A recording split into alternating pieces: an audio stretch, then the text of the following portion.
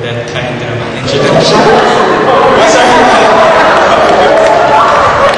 Anyway, well, believing brothers and sisters.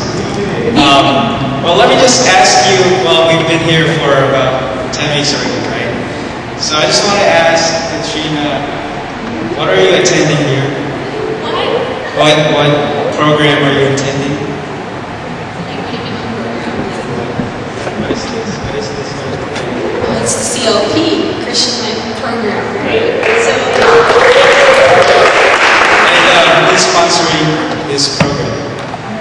Singles for Christ. I just want to make sure we're in the right place. Okay. And actually, before I start, I just wanted to have this activity. It'll go on probably for the whole talk, for my talk, but I just want to pass this message. So I'll just pass it to each of the sides. So just pass it along, and at the end, I'll ask the last person what the message was. So I'll start with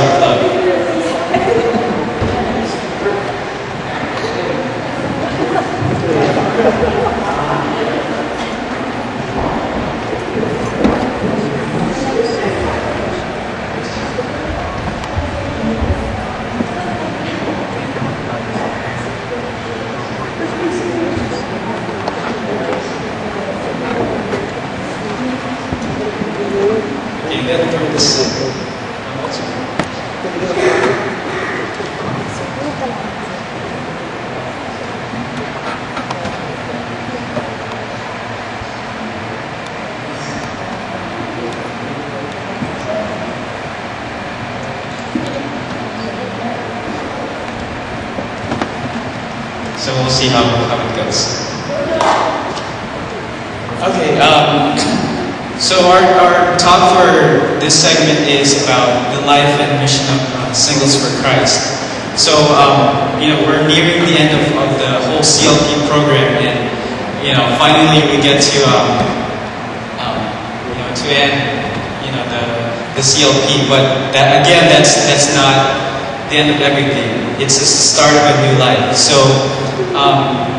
as the message passes along, it'll keep you busy because I'm just going to give a brief history of Singles for Christ.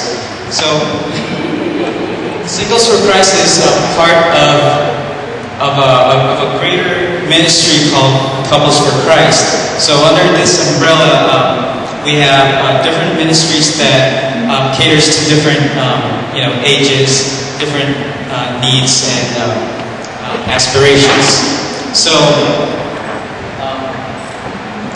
SFC was actually formed in 1993 in the Philippines when a group of about 40 people gathered together, all singles, men and women. So in this workshop, they assessed what their needs are in terms of what their life is, how they need God in their lives. So I'm just going to go over the different ministries under CFC. So of course there's CFC at the top, which is Couples for Christ, and then under that there's Kids for Christ, which is for the kids ages 12 to 6 to 12, I think. Then there's Youth for Christ, which is for the teenagers from 12 to 21. And then for the older singles, there's Handmaids of the Lord for the women, and Servants of the Lord for the men. And finally we have Singles for Christ, which is from ages 21 to 40.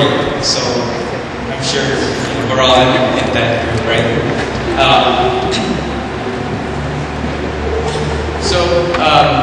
When talking about Singles for Christ, of course, it has to be a single person with no, not committed in marriage. So let me define what a single is. Single person. So a single person is in transition, meaning that independent people, right? We have already, most of us have graduated from school, or probably some of us are still finishing our degrees and stuff. But for the most part, we're all independent. We're working. We have a degree of freedom that we enjoy. So we earn money. We get to buy all the things that we want, and we can make choices for ourselves. Okay, so nobody dictates what we should do, right? So our parents, our teachers, they're pretty much away from us. We're trying to start our own family.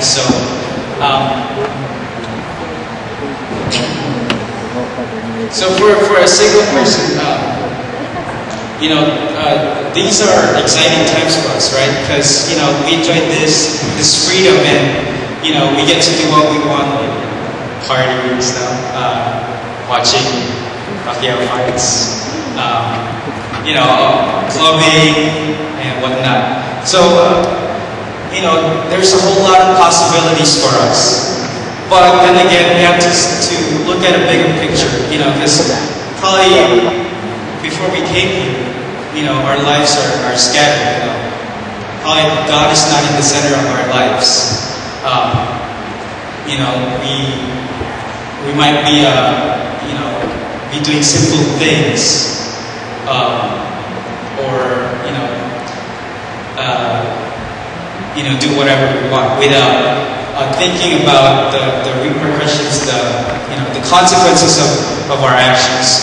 So what Singles for Christ offers is a community for each of us to come together and work together as one Christian community. So this enables us to, as what Rika has taught us earlier, about the 5 tools that we use, as Christians. So how do we live the Christian life? So it all comes back to the previous talks, from the first module up to the last one. So how do we have God in the center of our lives? How do we use these tools? So in Singles for Christ,